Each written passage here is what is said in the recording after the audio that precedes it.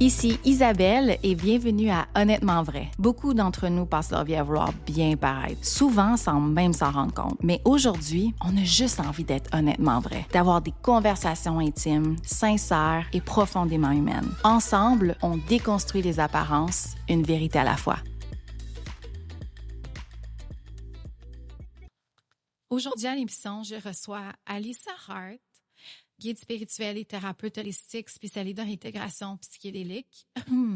Pardon, juste faire une parenthèse, j'ai attrapé le rhume de mon fils, fait que j'ai genre une semi-inspection de voix aujourd'hui, fait que vous allez être obligé de m'endurer avec le rauque qui casse un peu, mais c'est ça, là, je peux essayer de faire sexy, mais je pense pas que...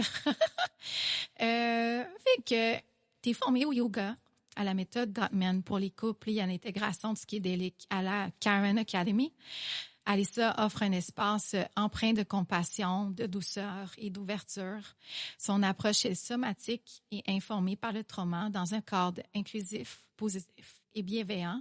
À travers ses séances, elle aide les gens à retrouver clarté, conscience et à reprendre leur pouvoir personnel face aux situations qu'ils traversent. Bonjour Alyssa. Bonjour Isabelle. Bienvenue, merci d'être là aujourd'hui. Merci de m'avoir. J'ai entendu parler de toi à travers une amie. Et quand elle m'a raconté ton parcours, je me suis dit, aïe, faut tellement, je l'invite. C'est incroyable. Ton parcours est hors du commun. Ça vaut la peine de vraiment l'entendre. Puis aussi, je suis contente parce que tu es ma première experte invitée à Honnêtement vrai. Là, avant de plonger dans ton parcours, avant de plonger, je veux dire, dans ton cheminement aujourd'hui, j'aimerais qu'on tourne un peu en arrière. Parce qu'avant d'être guide spirituel, tu étais dans un tout autre univers, on s'entend. Oui. Comment tu décrirais cette période-là de ta vie? Puis qu'est-ce qui t'a amené à emprunter ce cheminement-là vers la spiritualité? OK, d'accord. Fait que t'aimerais que je décrive d'où je viens. Oui, absolument. Fait que j'aurais eu, je pense que j'avais 29 ans. Fait que ça fait 15 ans de ça. Oui, déjà. Oui. Et puis, je suis devenue, en fait, danseuse nue. C'est ça qu'on appelle ça? Oui, danseuse nue. Oui. Et puis, c'est quelque chose que j'avais jamais connu. Ouais. J'étais jamais entrée dans un club de danseuses de ma vie. C'est la première fois, puis... on a été, juste quand j'ai pris la décision que c'est quelque chose que j'aimerais essayer, c'est là que je suis allée dans un club de danseuses pour voir c'est quoi. Ouais. Parce que j'avais vraiment aucune idée. Moi, avant ça, j'étais vendeuse de un peu de tout. J'ai vendu des immeubles préfabriqués en métal au téléphone. J'ai vendu des certificats cadeaux sur la rue. Tu sais, j'arrêtais les gens. Fait que j'étais vraiment pas dans ce milieu du tout. Et puis, on s'est parlé un peu. J'étais dans une relation pas bonne, en fait très toxique, dangereuse, que je savais pas. Et puis, je dirais que c'est entre lui et moi qu'on on s'est dirigé vers la danse. C'est ce qui m'a appelée. Ah ouais. J'étais vraiment dans une période où que je me sentais plus ouverte à la sexualité. Okay. J'ai toujours été dans une relation stable, monogame, qui allait vers famille, tout ce qu'on pense désirer, vraiment. Ouais. Et puis là, je me suis trouvée dans une situation où il y avait une rupture, que c'était vraiment juste moi pour la première fois dans ma vie. Et puis, je dirais pas que c'était un bon moment dans ma vie. C'était vraiment un moment sombre. J'étais pas bien et je cherchais autre que ce que je vivais. C'était vraiment une souffrance, en fait. Est-ce que tu cherchais la validation dans le regard des hommes? Pas encore. OK. Du moment que je parle, c'était vraiment ce qui m'a apporté à la danse. La danse, c'était de m'ouvrir à moi. OK. Et puis, c'était de m'ouvrir à une partie de moi que j'avais pas explorée. Qui était la sexualité, vraiment hors d'un couple monogame qui s'en va vers quelque chose. Ouais. Donc, ça l'a ouvert comme une complètement différente partie de moi qui a jamais vécu, qui a jamais vu la lumière du jour, on peut dire. Oui, oui. Et puis, cette partie-là, de la trouver, ça, c'était le fun, mais aussi qui cherchait, oui, la validation des hommes en dansant, mais c'est une des choses que j'ai pu vivre. C'était tout le temps en relation. C'était peut-être aussi pour avoir une liberté, qu'on pourrait dire. J'avais déjà une liberté. En fait, c'est ce qui m'a apporté là, c'était d'avoir peut-être trop de liberté. J'étais tellement ouverte à n'importe quoi parce que j'étais vraiment pas bien. Fait que la danse, c'était plus une expression. C'était une place pour me découvrir, pour découvrir qui je suis dans cette archétype. Ouais, ouais. Ah. Puis là, tu as dansé pendant plusieurs années. J'ai dansé ici à Montréal. Ouais.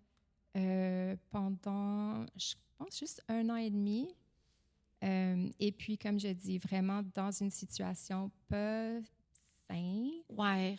Dans une relation toxique, abusive même, mais que je comprenais pas, en fait, dans le moment. Fait que c'était stressant, c'était... comment je peux dire? C'était le fun d'être dedans, mais sans savoir que vraiment, j'étais pas bien. Ouais. Puis, est-ce que tu sentais que tu n'avais pas de purpose, de mission? Tu étais sur le pilote automatique, on survit constamment?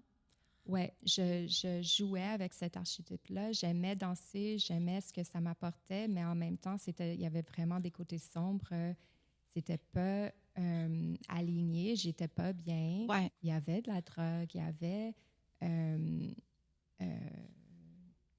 juste des relations pas bonnes pour moi. J'étais pas bien entourée, j'étais pas bien soutenue du tout. Je prenais pas soin de moi, en fait.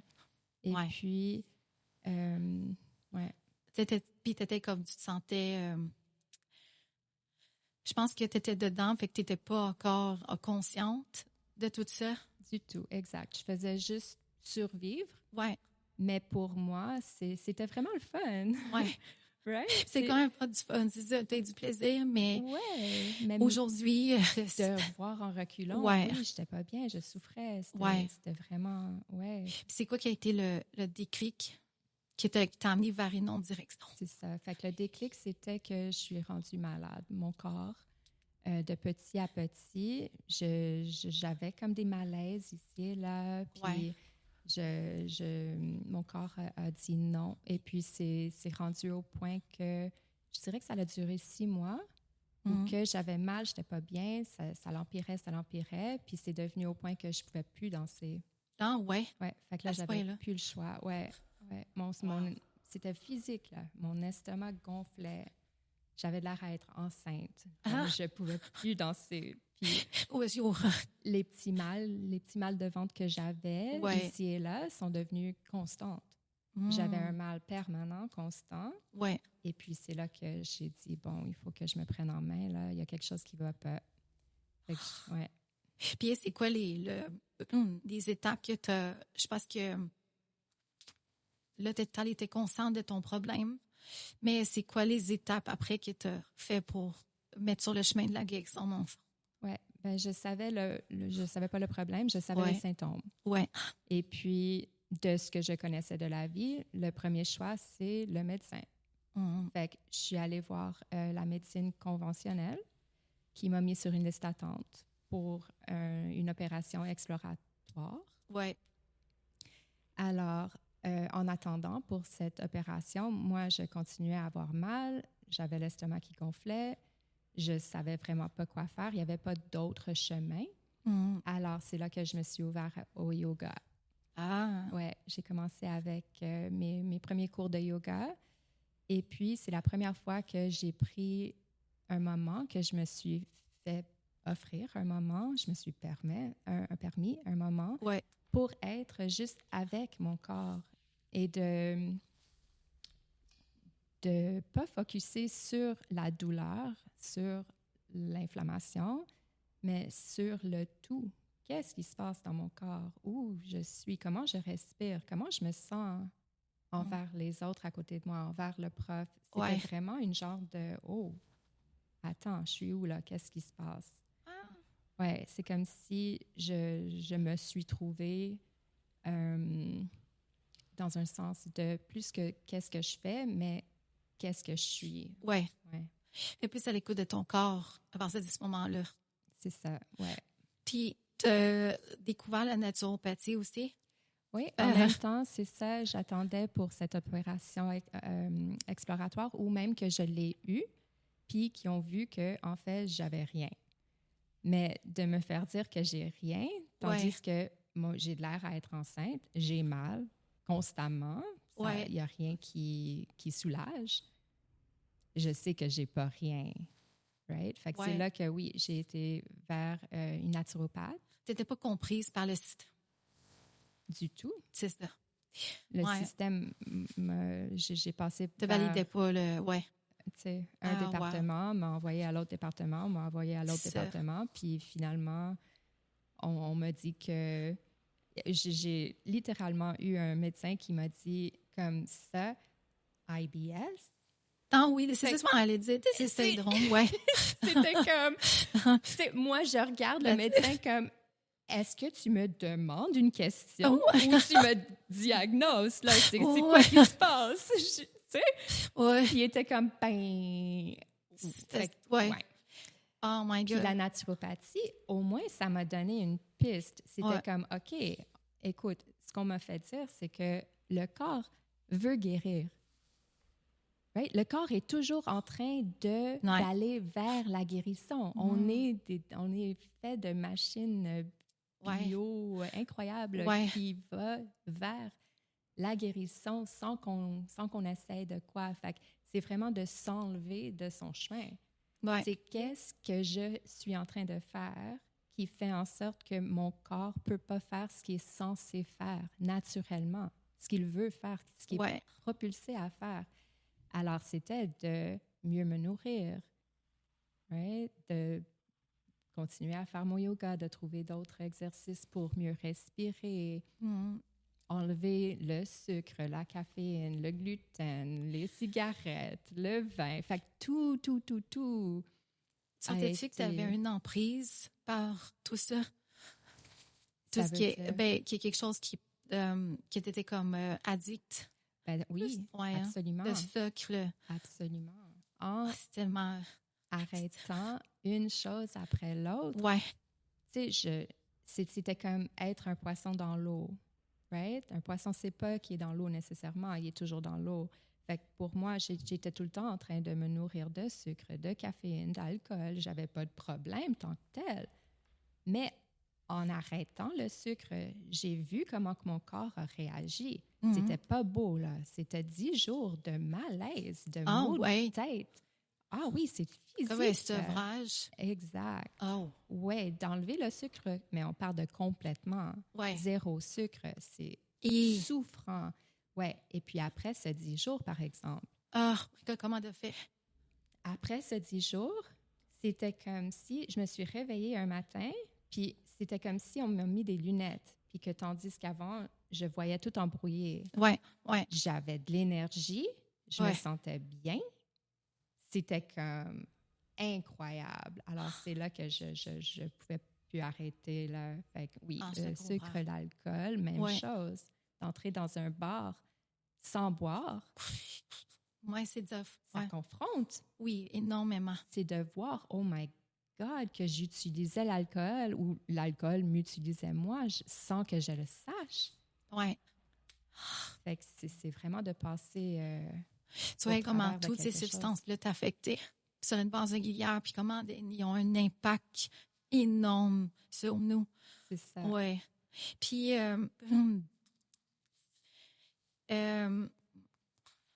comment ensuite t'as plongé dans le monde de spiritualité, d'énergie? Comment ce chemin-là s'est ouvert à toi? Oui. Fait que je me guérissais avec ma naturopathe. Je travaillais aussi le Naturiste. Je ne sais pas si ça existe encore. C'est un magasin de suppléments. Ouais. Ouais. Et puis, je m'en allais vraiment vers là. Je suis guérisseur. J'ai été formée, en fait, pour devenir instructeur de yoga. Et puis là, c'est mes parents. C'est ma mère et son beau-père qui ont vu une annonce à quelque part près de eux où qui habitaient. Il y avait une école de guérisseurs énergétiques. Non, oui. Ouais. Et puis, je pense que c'est mon beau-père qui était intéressé à prendre la formation, à suivre la formation pour lui. Et puis, on pensait à moi. Et on dit, je pense que Alissa, elle aimerait ça. Ouais. Fait que moi, j'ai dit oui, je veux embarquer là-dedans. C'est cool. Ça l'ajoute à ce que je vis déjà. Je m'en vais vers là.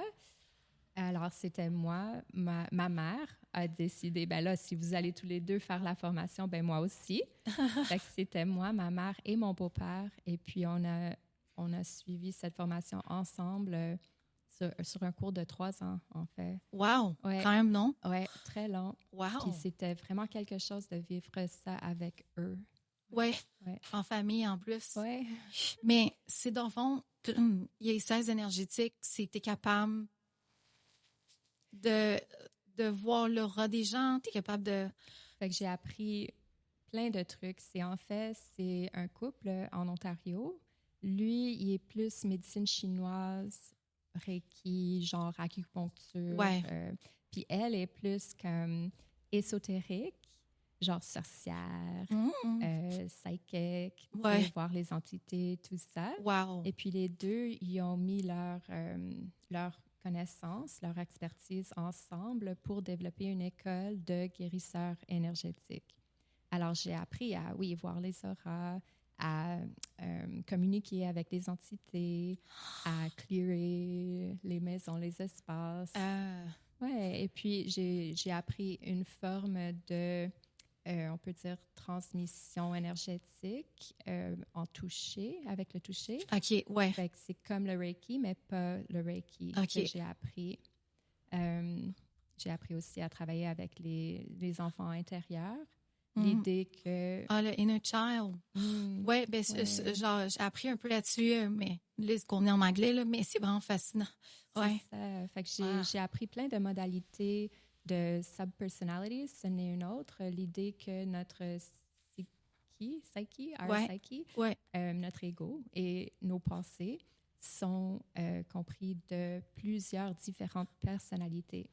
Fait que quand on pense, c'est pas juste ma voix qui me parle. C'est cette partie-là de moi et cette partie-là de moi. Ah, ouais? Ouais. Et puis, quand on joue avec ça, quand on commence à vraiment communiquer avec les différentes parties de nous, ben là, ça nous donne une distance entre c'est qui moi et c'est qui la partie de moi qui est en train de parler en ce moment. Fait que ça nous donne vraiment un gros pouvoir sur nous-mêmes, en fait. Fait que c'est une autre modalité que j'ai appris. C'est vrai qu'on a comme différentes personnalités. Pas dans le sens qu'on a une maladie mentale. La maladie mentale. Exact, ouais. Je sais pas c'est quoi le nom. Mais des fois, on a une partie qui est comme plus rebelle, une partie qui est plus introvertie. Je sais pas, il y a comme... Exact. Avec les gens, c'est... Oui. Je sais pas si c'est parce qu'on s'adapte aux gens ou c'est... Oui, absolument. Et ben, il y a aussi le sens qu'il y a des parties de nous qui sont plus bruyants que d'autres ou qui viennent dans certains moments ou qu'il y a certains gens alentour de nous qu'on a besoin de cette partie-là. Puis souvent, c'est que ces parties-là sont en train de nous protéger d'un sens. Puis ça, c'est censé être positif. Mais ce n'est pas toujours le cas. Ça se peut qu'à un moment donné, on avait besoin qu'une personnalité soit très bruyante. Et puis que là, elle continue à prendre beaucoup de place, mais qu'on n'a plus besoin. Fait que ça prend un guide, quelqu'un pour nous faire voir que, oh, attends, cette partie-là est très bruyante, puis j'ai peut-être pas besoin de ça en ce moment. Et puis là, on peut rentrer en conversation avec cette partie et leur demander, en fait, de nous aider d'une autre manière. On veut jamais enlever nos parties, mais on peut jouer avec. Puis ça nous donne beaucoup de pouvoir.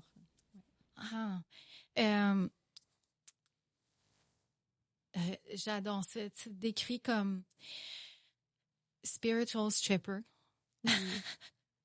J'adore. Peux-tu m'expliquer d'où ça vient et ce que ça représente pour toi? Ouais, The Spiritual Stripper, c'est vraiment un personnage que j'ai créé, qui est venu envers moi. C'était en 2012. Mm-hmm. Fait après que j'aille été formée comme instructeur de yoga, c'était que j'avais vraiment formé cette idée de moi qu'il y avait un avant et un après. Que avant j'étais danseuse, Mm-hmm. je suis devenue malade, et puis là, je m'en vais vers ce genre de personnage plus spirituel, plus connecté, en alignement. Fait que j'étais vraiment plus danseuse, c'était fini. Mm-hmm. Mais pendant 1 an, j'avais une autre partie de moi qui était comme, mais je veux danser. Je veux danser. Et puis, c'était devenu comme un ange et un diable sur mes épaules, right? Il y avait la une qui est comme, non, non, non, non. On a fini avec ça. Là, tu es spirituelle, Alyssa. Prends-toi en main, là. On prend nos suppléments, puis on fait notre yoga, puis on continue, là. On a fini de danser. Puis, il y avait toujours cette partie qui revenait, mais je veux danser. Puis c'était comme, je veux danser comme un petit enfant qui est comme, je veux danser. Puis elle n'arrêtait pas. Puis ça l'a continué comme ça pendant 1 an. Là. J'étais vraiment en bataille avec moi. Wow. Ouais, j'étais capable de dire non, arrête. Puis, mais elle n'arrêtait pas. Il y avait de quoi derrière ça. Mais c'est tellement fou le débat qu'on a des fois. On se dit, c'est comme la lumière et la noirceur. Puis là, on est là, puis on essaye. Puis on se dit, non, c'est fini, ce parti-là. On s'en va vers un autre, la lumière. Mais c'est pas comme parce que c'est sombre. En fait, il faut apprendre à apprivoiser ces ombres. Mais c'est tellement comme tout noir ou blanc.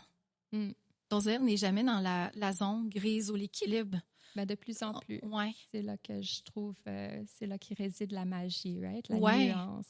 Oui. Parce que, oui, le plus qu'on résiste, une partie de nous qui a besoin d'être là, qui a besoin d'être accueillie, le plus que ça va résister, right? Le plus que ça va persister. Le plus qu'on résiste, ça persiste. Oui. Ouais. Fait qu'il y avait un moment que j'ai fait comme, OK. Ça suffit, là. Right? Oui. Puis il y a eu comme un flash. C'est comme si je me suis ouverte à dire, OK, fine, elle s'en va pas. On l'inclut. Right? Puis c'était presque comme, je veux même pas, mais bon. C'était comme, OK.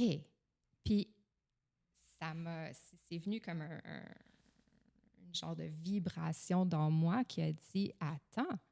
Puis là, c'est la lumière qui flash là au-dessus de la tête, right? Est-ce que je peux? Est-ce que je peux me permettre? Ouais. Puis c'est là que ça vibre dans le corps comme, oui. C'est la bonne chose à faire. Ben oui. Ouais. Tu sais, est-ce que c'est vraiment danser qui m'a rendue malade? Non. Mm-hmm. C'est la manière dont je dansais.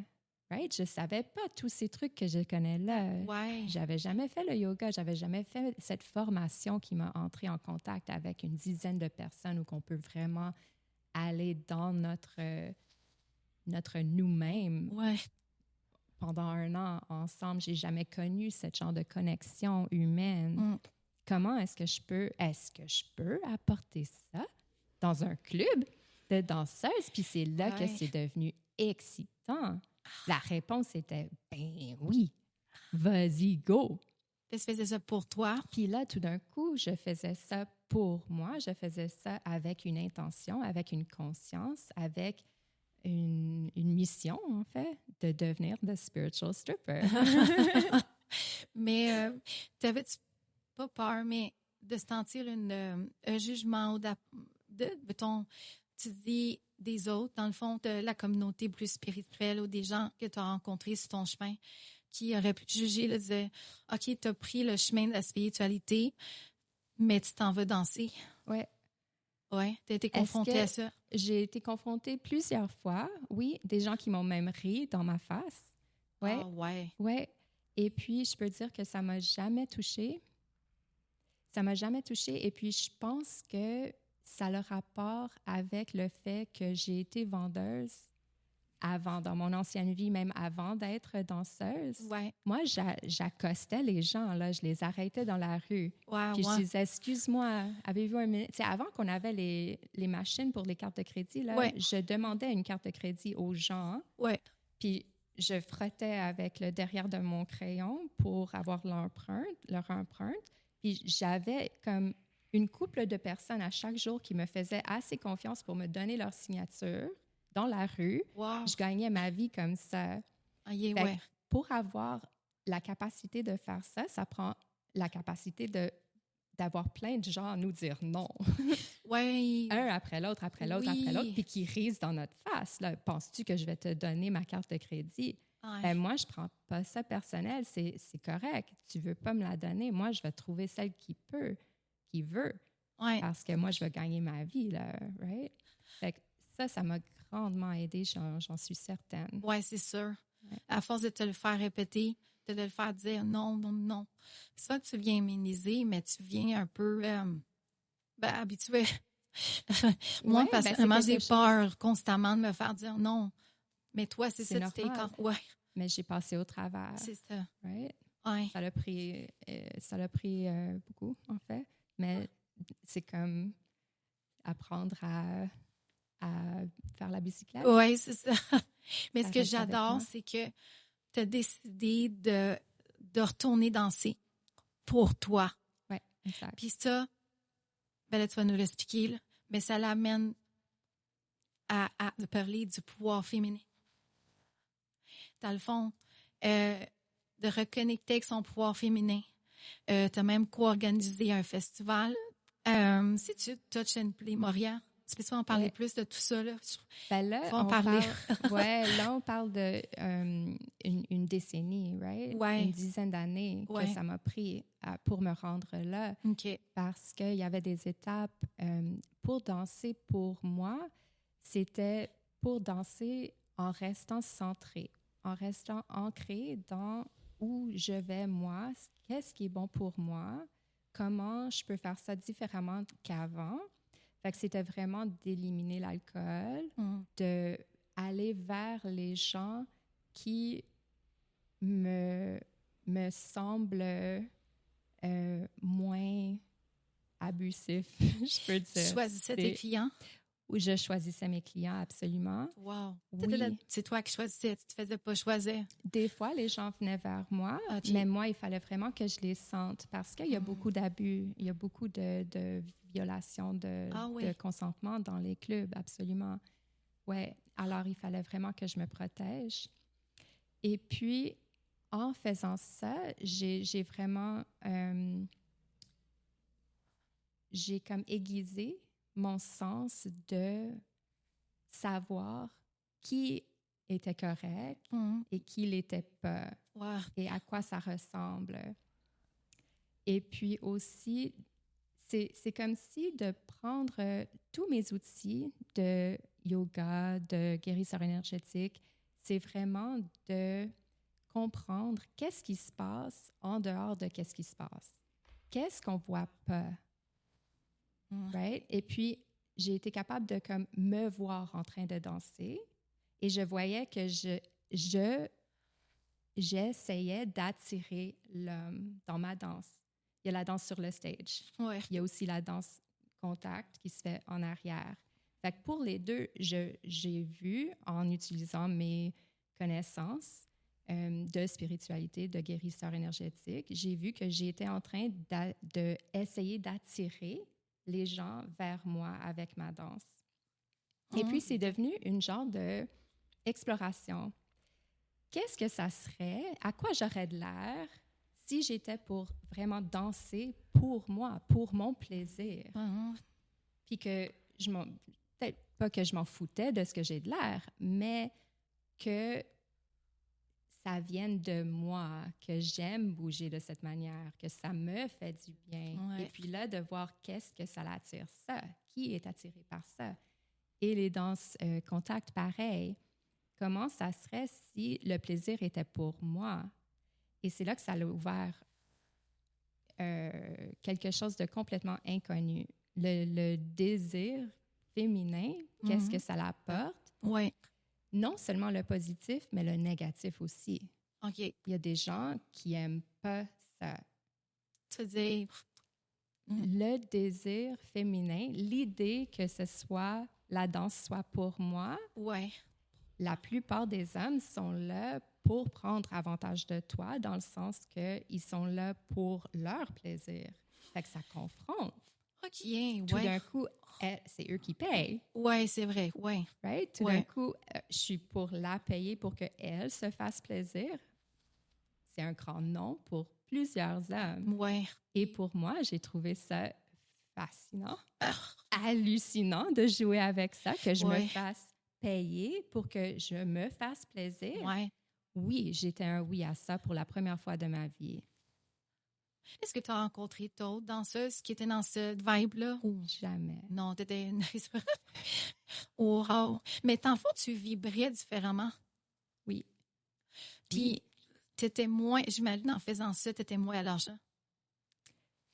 J'étais beaucoup moins à l'argent, mais dans ma vie complètement, ce que j'ai réalisé, c'est que l'argent avait tellement un pouvoir sur moi avant. Ouais. Et puis, comme le sucre, comme la caféine, tout ça, tu sais, c'était comme comment je peux prendre mon pouvoir là-dessus. Est-ce que c'est possible de suivre mon propre plaisir, mon propre désir? Et est-ce que l'argent peut suivre avec ça? Et la réponse était oui. Quand même. Oui, absolument. Ouais. J'en faisais pas tant. Ouais. Mais j'en avais pas besoin tant non plus. Tu n'étais pas là pour ça. Non. Ce que j'ai réalisé, c'est que ce que je cherchais vraiment en dansant, le plus que je me connaissais, le plus que je dansais pour moi, le plus que je réalisais, c'était ce que j'avais besoin, c'était la connexion humaine. C'est ce qu'on cherche tout. Oui. Puis, est-ce que tu as exploré la danse ailleurs que dans un club ou c'était vraiment plus dans un club que pour toi, la danse, c'était comme c'est ça qui te faisait vibrer? Ouais. Ou la danse en tant que telle, c'est quelque chose qui t'adonne? C'est ça, oui. Je suis danseuse, absolument. Ouais. J'ai jamais pris de cours de danse.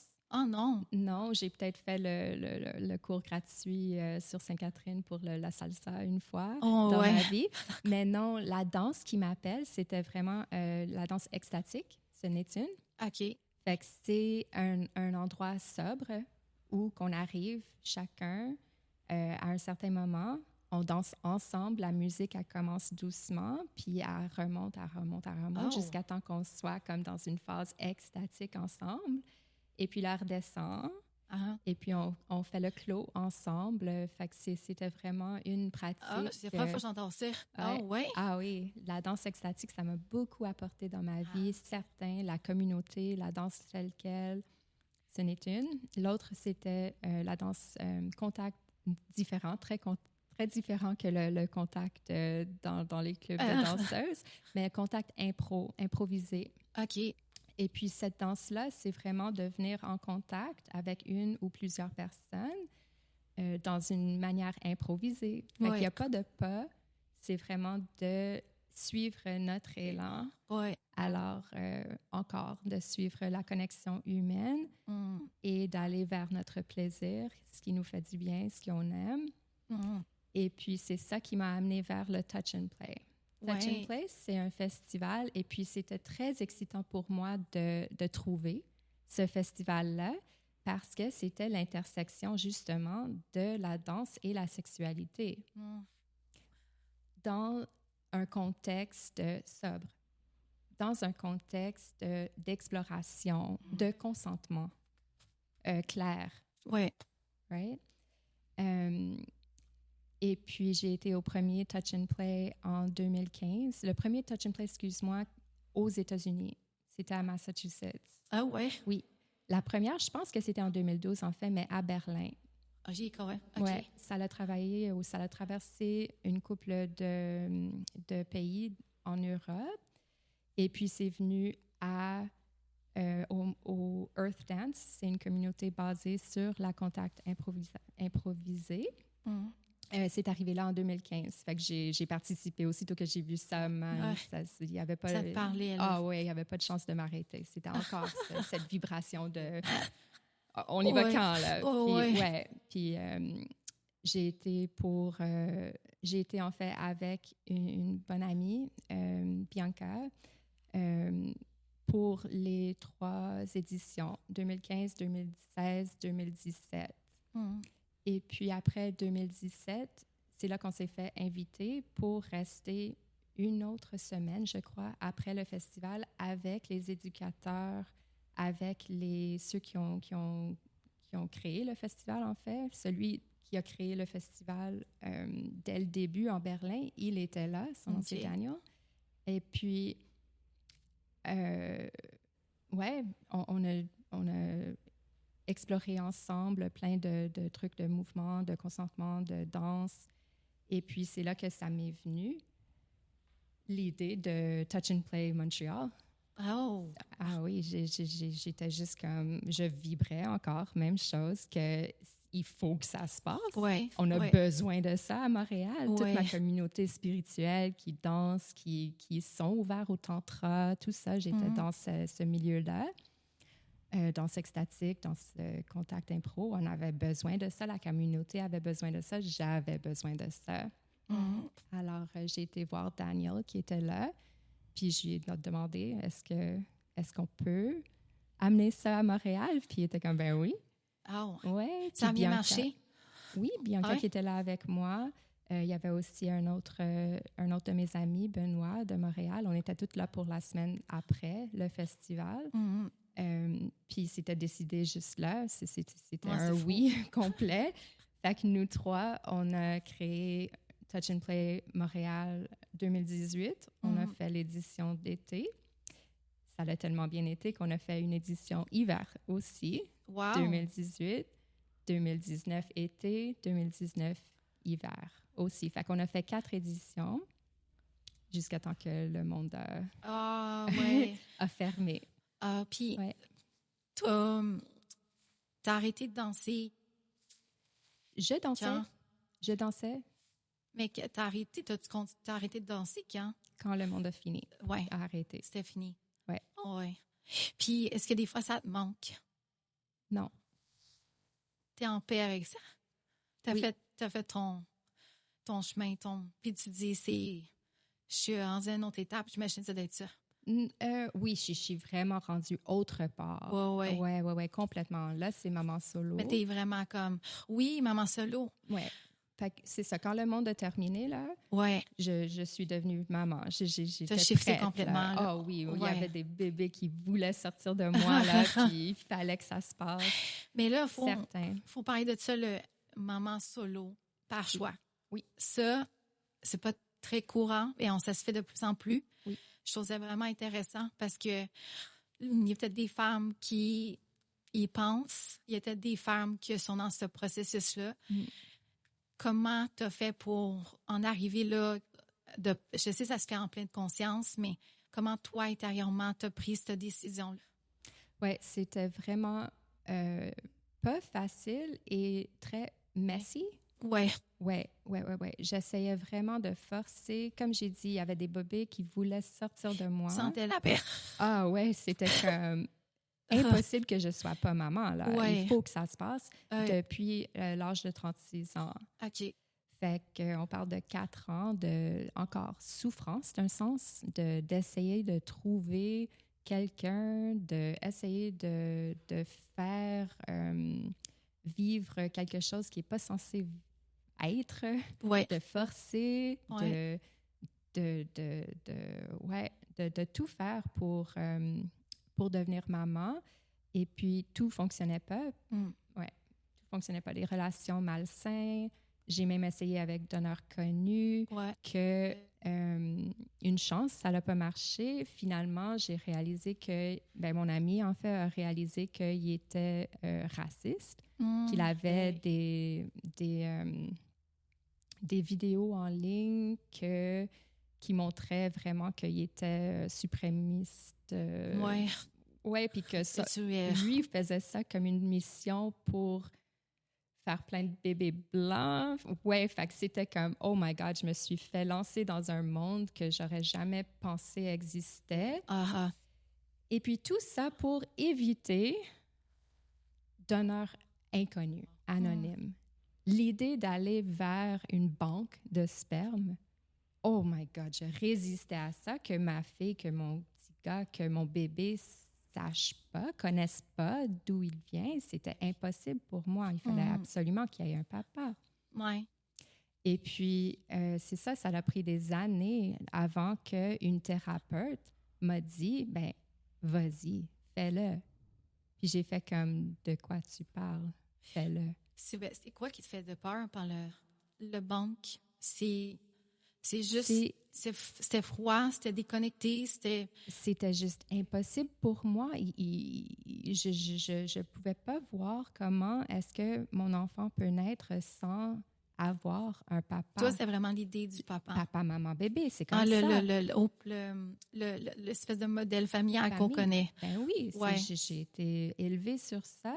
Il fallait te défaire. Il fallait me défaire de cette ça. idée, ouais. Alors, c'est là que j'ai été vers donneur connu.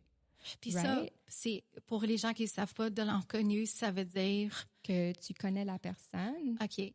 qu'ils t'offrent leur sperme, mais ils feront pas nécessairement une partie de la vie du bébé. C'est à communiquer entre vous. Il y a un genre de contrat qui peut se faire. OK. Fait que tu peux leur donner accès autant que tu veux, autant qu'eux ils veulent. Mm-hmm. Et puis que tu sauras d'où vient ton bébé. Le bébé saura c'est qui leur père biologique. Et à n'importe quand, l'enfant peut te demander, ton enfant peut te demander c'est qui mon père? Si tu as trouvé un donneur connu, ouais. Okay. Ça serait à toi de décider si tu veux divulguer ou non. Okay. Mais ça serait une possibilité, oui. Okay. Avec la banque, avec donneur inconnu, anonyme, je crois qu'ils font encore ça, mais c'est pour moi, ce que j'ai fait, c'était donneur ouvert. Fait que ça veut dire que quand ma fille, là c'est une fille que j'ai eue, ma première, quand ma fille elle a 18 ans, elle va pouvoir demander c'est qui. Et puis, elle peut faire la demande à la banque et puis ils vont donner l'information du donneur. OK. Fait que c'est le choix que j'ai fait moi, finalement, mais ouais, c'était seulement quand on dirait que moi, j'avais vraiment exercé toutes les options. Mm-hmm. Et puis, c'était devenu que cette option-là soit excitant pour moi. Mm-hmm. Et puis, c'était vraiment de voir comment messy c'était de ne pas aller vers là. Ouais. Puis là, tu es rendue maman solo 2 fois. Oui. Moi, ma question fait comment tu trouves du temps pour toi? Ouais. Ça, je veux savoir parce que honnêtement, tout à l'heure, je sais, des fois, en ce moment, tu sais, je suis solo, mais comme séparée avec mon fils. Puis j'ai tellement, des fois, je rush. Puis je pense souvent à toi en me disant, comment Alyssa fait? Ouais. Oui. C'est une très bonne question parce que, ouais, vraiment, je n'ai aucune idée comment je fais. Je sais. C'est pas me donner conseil. Non, du tout. La seule chose que je sais, c'est que je suis sur mon X. Je suis où je suis censée être. J'avais besoin d'avoir 2 enfants, ce qui m'ont apporté. Ouais. Et c'est incroyable. J'aurais jamais pu faire ce que je suis en train de faire sans mes 2 enfants. Ouais, fait qu'ils sont venus ici pour une raison, j'ai aucun doute. Et puis, c'est le fait que je me fais nourrir par quelque chose que je peux pas nommer. Ouais. Et c'est ça qui me supporte là-dedans, absolument, 100%. Mais déjà, tu avais probablement les mains pleines avec la première. Ouais. Comment tu as pris la décision pour le deuxième? Comme je dis, vraiment, c'est plus fort que moi. Tu n'avais pas peur d'ajouter plus ou? Non. Vraiment pas? Non. Parce que les gens en famille, déjà, ils ont un petit peu peur de passer de 1 à 2. Mais toi, en étant solo, ça t'a pas fait peur, ça? Non. Ben, je peux dire qu'il y a une peur mentale. Ouais. il y a une partie de moi qui dit « Ah, mais... » Mais j'ai tellement travaillé ça, de savoir la différence entre c'est quoi qui vient de moi, que je peux plus... Je peux plus écouter ces voix-là. Ouais, pour dire, est-ce que j'ai eu peur? Oui, j'ai des parties de moi qui m'ont parlé, mais c'était clair que c'était pas la réalité. Oui. C'était vraiment, c'était plus fort que tout. Oh, ouais. C'est vraiment incroyable. Honnêtement, je te lève mon chapeau, là. Merci. J'étais comme tantôt, avant l'entrevue, t'es une superwoman. C'est admirable. Parce que, pour ceux qui ne savent pas, là, quand tu es seul avec un enfant, déjà, mon enfant, c'est de la job. Mais tout seul, c'est genre un autre niveau. Ouais. Un autre niveau, puis de trouver du temps pour ça, parce que c'est important. Fait que toi, tu n'as pas jamais de break parce que tu n'as pas de garde partagée. Tu es constamment avec eux autres. C'est ça que je trouve incroyable. Je dirais que ma gardienne, c'est ma garde partagée. C'est ça. Tu as là un peu de répit. Là, quand j'ai trouvé cette gardienne-là, elle était à 4 minutes de chez moi. Ah, wow. Puis quand je lui ai expliqué que j'étais maman solo, elle m'a regardé dans les yeux puis elle a dit « On fait ça ensemble. » Ah, wow. Ouais. Quand mon fils est né, c'est elle qui a resté plus longtemps pour ma fille. Elle a dit « Amène ta fille plus tôt, rapporte-la plus tard, prends ton temps. » C'est des personnes comme ça qu'on trouve qui précieux. Deviennent nos partenaires, c'est sûr. Ouais. Oh, wow. Mais ça donne espoir. Mais c'est aussi pour dire que, tu sais, moi, je suis quelqu'un qui sait que je suis là pour travailler ce qui est dans moi. Right? Je suis là pour travailler mon plaisir, mon désir. Puis avoir ces enfants-là, c'était vraiment pour moi. Et ce qui m'apporte, le défi qui vient avec eux, ça me travaille. Puis c'est messy, difficile, affreux en moment.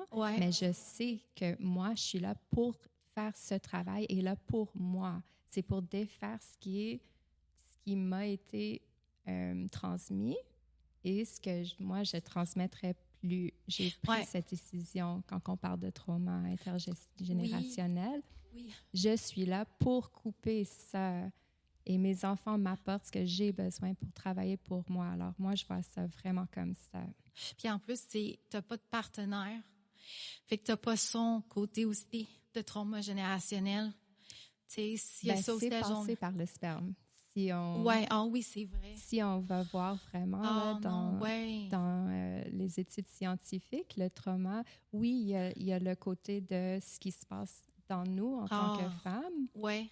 Ce qu'on vit, ça a un rapport, mais le trauma intergénérationnel, là, les études qu'ils ont fait, c'est passé par le sperme. Fait que mes enfants ont ce côté-là, mais ils n'auront pas ce côté-là, direct, c'est dans ma vie de jour à jour, ce qui ajoute aussi absolument.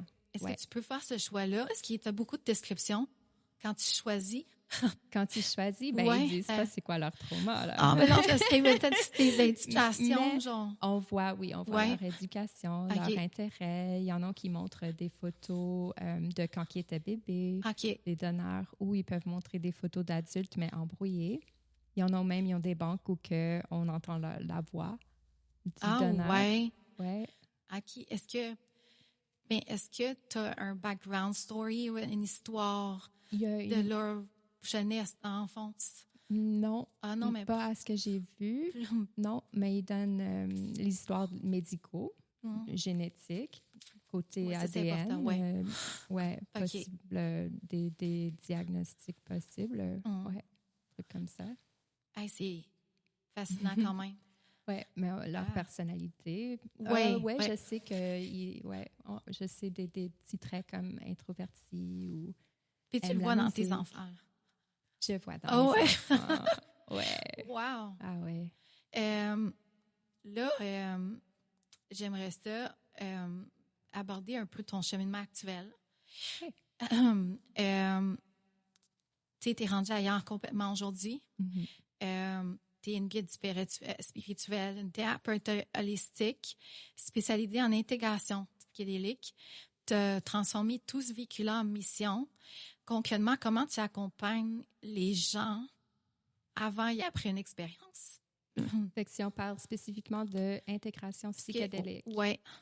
J'accompagne les gens pour le avant, le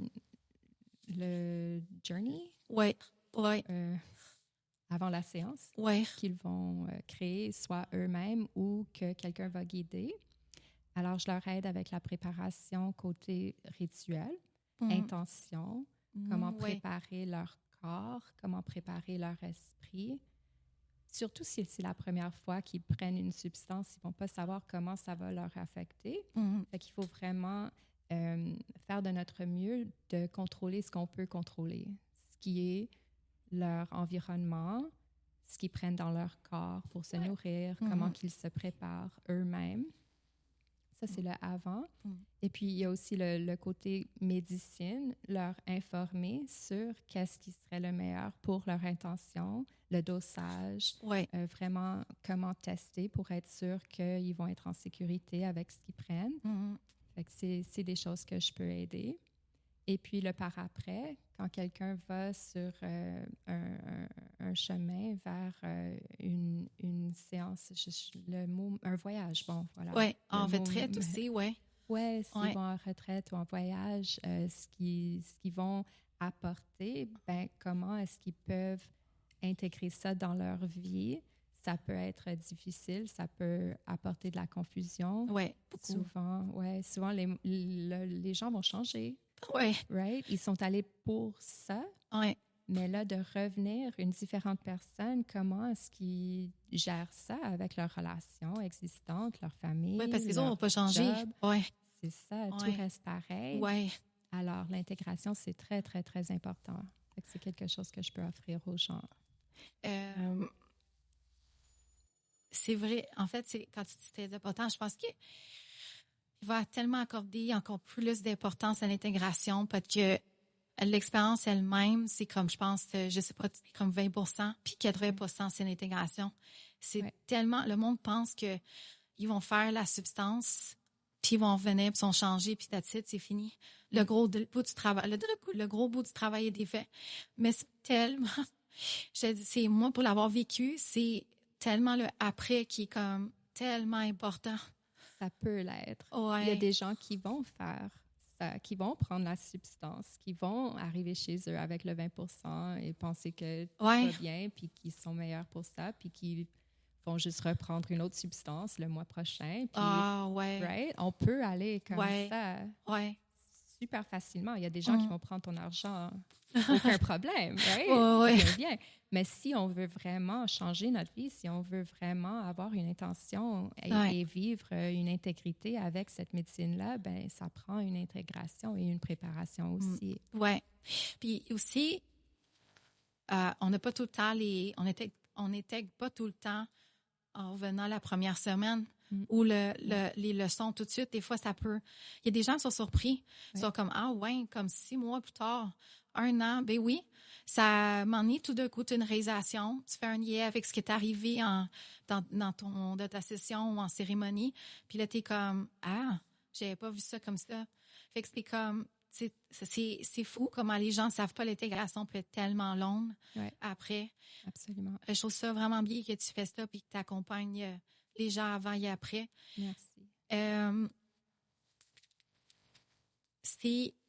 Mais je vais te poser cette question-là parce que pour toi, comment tu vois ça, la différence entre une expérience spirituelle et une vraie transformation intérieure?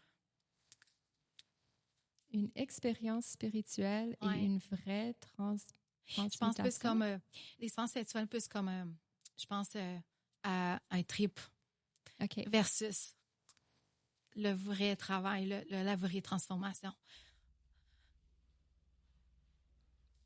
Je dirais que avoir une expérience de voir Dieu, disons, source, l'univers, de voir ce qui est derrière le rideau, c'est quelque chose, ça apporte quelque chose. Right? On peut s'en souvenir, il y a un restant là. Je pense pas qu'il y a quelqu'un qui peut goûter à ça et ne pas s'en souvenir pour le restant de sa vie. Fait que ça change quelque chose, c'est sûr et certain. Ouais. De vivre une expérience spirituelle, c'est Ouais. ça? De vivre une vie spirituelle, c'est de faire un choix. Une transformation, puis c'est faire un choix. Transformation, ouais. C'est de continuer à choisir une voie différente. C'est d'intégrer cette expérience-là continuellement, jour à jour, de continuer à choisir parce de que vivre. On peut, oui, tu vas pas l'oublier, mais dans un sens, si tu fais pas le choix conscient chaque jour de l'intégrer, de l'appliquer. Ça devient une expérience. C'est ça. C'est beaucoup de travail, dans le fond. Une mémoire. De continuellement. C'est un gros travail. Ouais. Surtout au début et aux moments difficiles qui continuent à se présenter parce qu'on va continuer à grandir, à prendre des meilleurs choix. Oui. Fait que quand il y a les moments de transition, c'est très difficile, oui. Mm-hmm. Et le plus que moi, personnellement, j'ai pris ce saut, c'est toujours un saut dans le noir, mais que je sais que c'est pas dans le noir. Oui. À chaque fois que je prends ce saut-là, puis que je donne le temps pour voir les réalisations, les fruits de ce saut-là, ben, ça devient de plus en plus facile parce que là, je peux me souvenir de c'était comment la dernière fois que j'ai fait ce saut, la dernière fois que j'ai pris cette décision-là, qui est différente dans le 3D, mais qui a la même vibration. On le sent. Ouais. C'est de continuer à choisir de faire ce saut-là. On n'est pas obligé. On peut toujours dire non, mais on sait que ça va revenir, right? Ouais. C'est pas toujours le fun. Ouais. Fait à chaque fois que moi, personnellement, j'ai pris ce saut et puis que j'ai pris le temps pour réaliser les fruits, l'abondance qui vient avec ça, puis que je me fais remis dans ma face, un autre choix, ben, ça devient de plus en plus facile. Ton approche somatique est informée. Ton approche est somatique est informée par le trauma. Qu'est-ce que ça veut dire concrètement dans ton travail? Je vais faire un recul un peu parce que j'ai nommé quelqu'un de très important dans ma vie. Son nom, c'est Bianca. C'est avec elle dont j'ai créé le Touch and Play. Oui. Elle, en 2018, elle a fondé son propre centre thérapeutique. Puis elle a débuté son saut en tant que propriétaire d'une business. Elle a apporté avec elle ses amis thérapeutes. Mm-hmm. Et puis moi, en 2018, j'étais encore danseuse. J'avais mes formations. J'avais travaillé un peu avec elle sur ces trucs. Et puis, elle a vu que, Alyssa, elle pourrait travailler dans mon équipe. J'aimerais ça qu'elle soit dans mon équipe. Alors, elle m'a amenée dans son projet qui s'appelle le Divan Bleu. OK. Et puis, là, il fallait que je choisisse mon titre parce que je suis pas professeure de yoga, je suis pas guérisseur énergétique. Pour moi, l'idée de guérir les gens énergétiquement, ça tombe pas dans mes valeurs. Alors, qu'est-ce que je fais? Right? Je sais que j'ai un don, que je suis capable d'aider les gens, mais je suis en train de faire quoi vraiment? Et c'est là que j'ai développé le terme guide spirituel. OK. Alors, en travaillant, j'ai commencé en 2018, je dansais encore, mais là, en 2020, puisque le monde a fermé, c'est là que j'ai vraiment fait le saut. J'ai pris le saut. Je suis devenue guide spirituel. Bon. Et puis là, en m'assoyant devant les gens qui venaient avec plein de questions, qui venaient avec plein de peurs, plein de trucs à travailler, bien, c'est là que j'ai vu que le travail que je fais avec les gens, le plus que j'utilise mes outils que j'ai appris dans mes formations, dans les ateliers que j'ai animés, même que j'ai participé, j'ai réalisé que ce que je suis en train de faire, en fait, c'est un travail somatique. Et puis que oui, je travaille des traumatismes intergénérationnels, peut-être des traumatismes qui viennent même d'avant notre notre vie sur cette terre, des traumatismes ancestrales. Oui, je crois à ça. Oui, moi aussi. Right? Mais le plus que j'ai commencé, et encore, je suis toujours en train de me guérir, right? De travailler sur mon soi. Ouais. Le plus que je lisais sur ce qui est le traumatisme, le plus que je réalisais que ce côté somatique, ce qui est vraiment d'apporter le corps dans ce qu'on vit, Ouais. right? C'est ce que je faisais avec les gens. J'étais en train de travailler somatiquement sans savoir même le mot, sans savoir que j'étais en train de travailler les traumatismes. Ouais. Fait que c'est vraiment là, je m'en vais vers, au lieu d'être guide spirituel, je m'en vais vers être une thérapeute somatique. Right? Ouais. Je commence à ancrer ce terme. C'est ce qui a le plus d'allure, c'est ce qui a le plus de sens pour ce que je suis en train de faire. Mais c'est vraiment venu organiquement, ouais.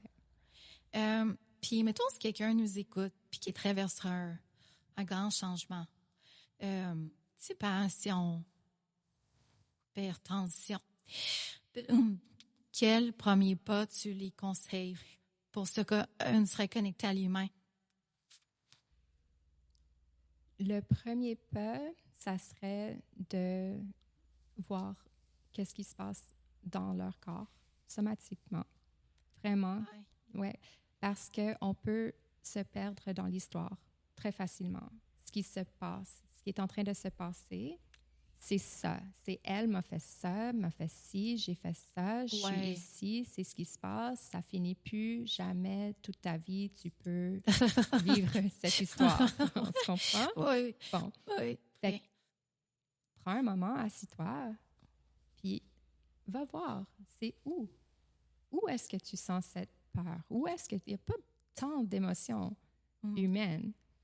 Right? On a peur, on est triste, on est fâché.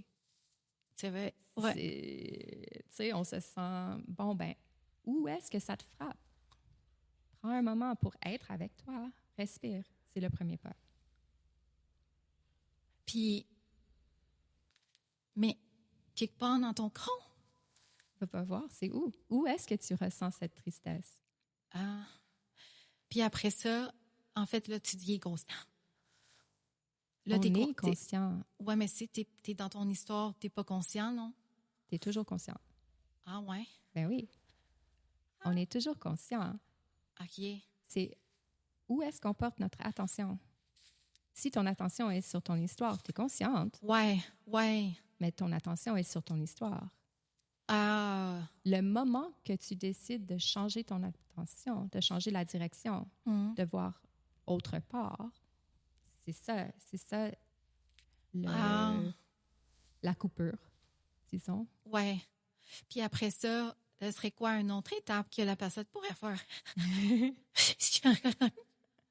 Après s'écouter, venir te voir. Fait que, connais-tu Eckhart Tolle, Le pouvoir du moment présent? Oh, oui, je connais. Oui, je pensais, j'ai lu un de ses livres, mais j'ai pas fini. Fait que, ouais. Mais dans son livre, le pouvoir du moment présent, il y a une anecdote du fait que être conscient, être sur son X, être éveillé, c'est comme si on a une torche, puis qu'elle voit 2 pieds devant nous. La lumière illumine 2 pieds devant nous. Ouais. Dépendant de où qu'on met la direction, right? Ouais. Fait que ce que je propose, le moment de se déposer, de porter l'attention autre part que nos pensées, de les mettre dans notre corps, c'est le 2 pieds.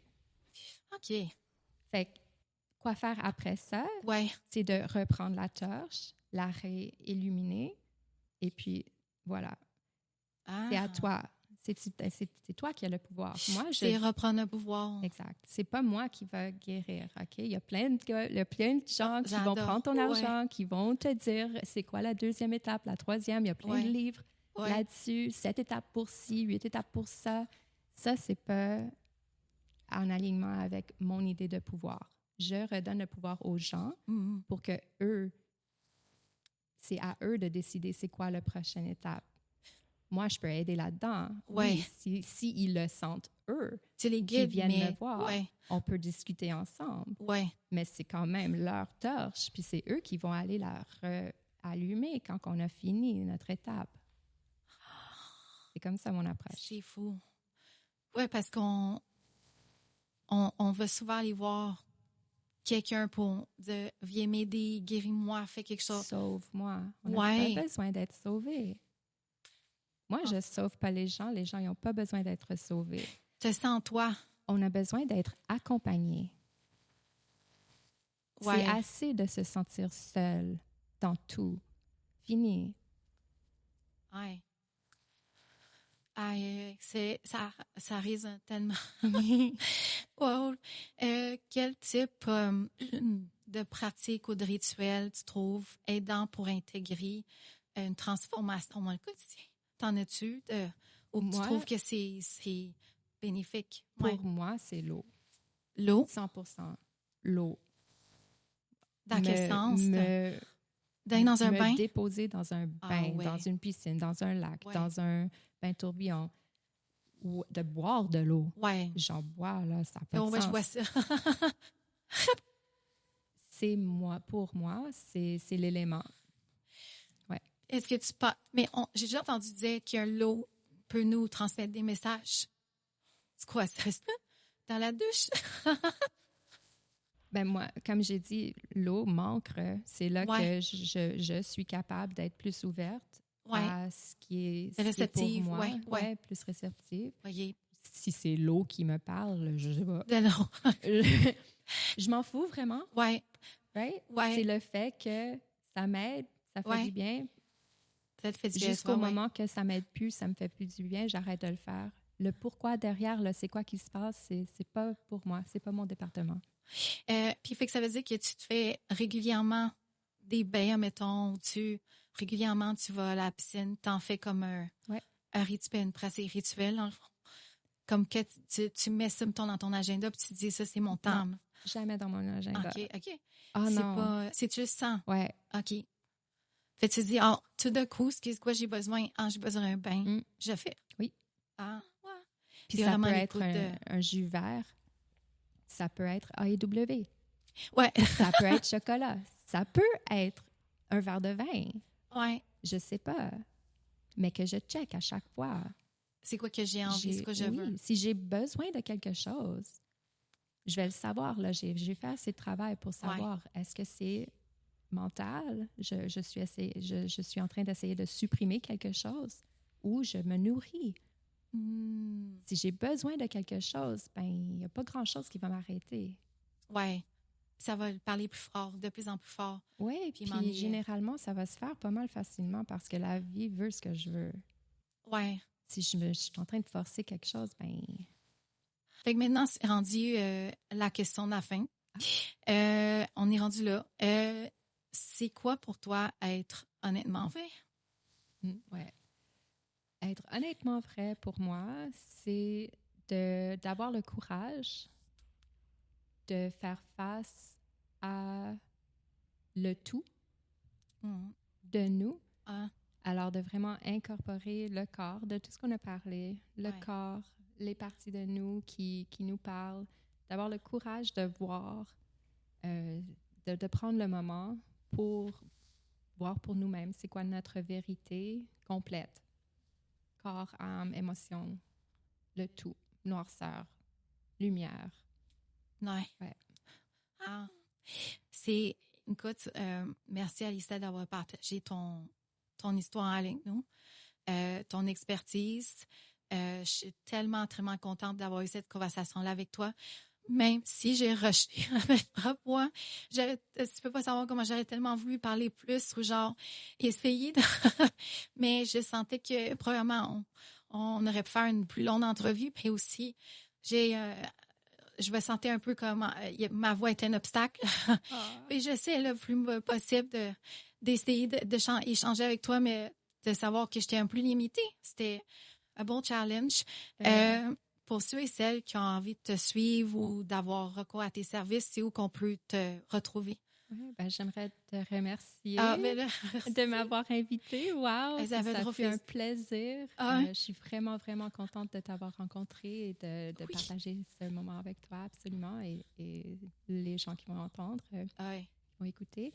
Alors, pour me trouver, c'est soit l'équipe dont je fais partie, divanbleu.com, ou mon site personnel, c'est Alissa Hart, Alissa Cœur en anglais, alissahart.com. Hey. T'es sur les réseaux?